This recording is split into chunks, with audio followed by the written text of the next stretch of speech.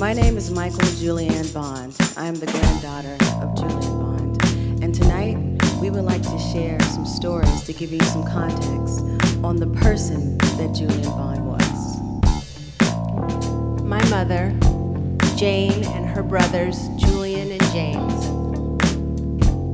grew up during Jim Crow segregation. They were raised in a household that resisted this oppression with intelligence and humor. My mother likes to tell a story about her father, who would read the paper every day and clip articles from it. He would read those aloud to the family. He particularly liked to read stories that showed white people doing foolish things. But he did this not to degrade white people, but instead to counterbalance racist portrayal of blacks. He wanted to instill in his children a sense of self-worth. Before my grandfather was the chairman of the National Association for Colored People, before he was a member of the Georgia State Legislature, before he was a Democratic National Convention presidential nominee, he was a teen who was deeply moved by the murder of Emmett Till. It showed him that education means nothing in a world where you cannot move through freely, and that is a lesson that we are continuing to learn today. At the Atlanta University Center, he found peers and ultimately a family who were just as dedicated to creating change and justice. He was a founder of the Student Nonviolent Coordinating Committee, or SNCC, and they helped propel him to the place he was and continue in his fight with activism. My grandparents, Julia Washington Bond and Horace Mann Bond, worked to uplift the race. They actively combated the falsehood of African American intellectual inferiority. They raised their children, and us by extension, to be proud of being black, to equate blackness with the highest levels of intelligence and creativity, and to love ourselves as black people. This time last year, I was living in Washington, D.C. with my grandfather. I can remember coming downstairs to see him sipping coffee and pouring through newspapers.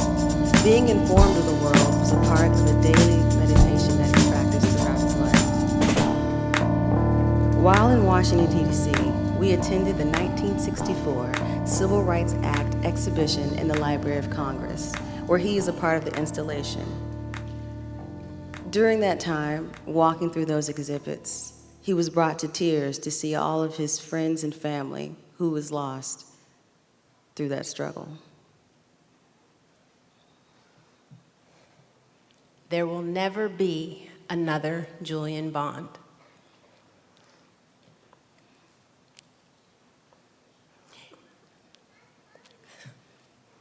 He was the grandson of a slave and the son of a college president. When his moment came, he used his unique gifts to join the long struggle for freedom, gifts that were nurtured in him by our family. Julian listened more than he spoke. He read as much as he wrote. His opinions were well-informed before he gave them. This is what made him an eloquent and forceful advocate for all of the causes that he believed in.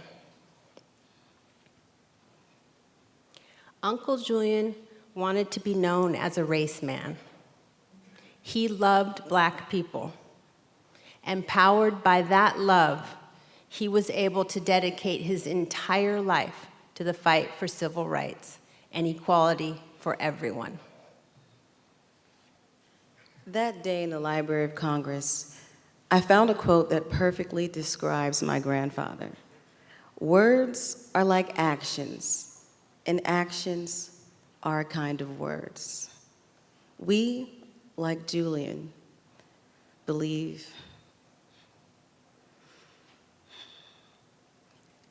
He wrote history with his actions. He will live forever with his words. We believe that one day the fight for social justice and equality will be over. May this generation's chapter be greater than the last. Thank you. Thank you.